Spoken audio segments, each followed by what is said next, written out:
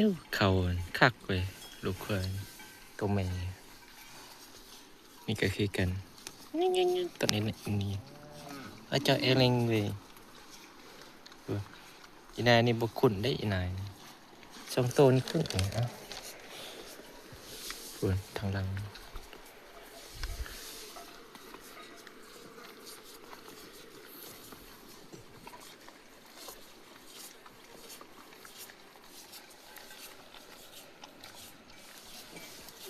จักสิตั้งชื่อจังได๋วะ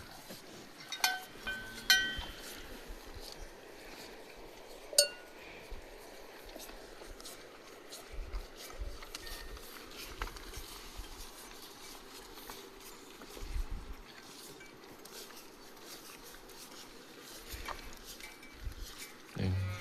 2 3 4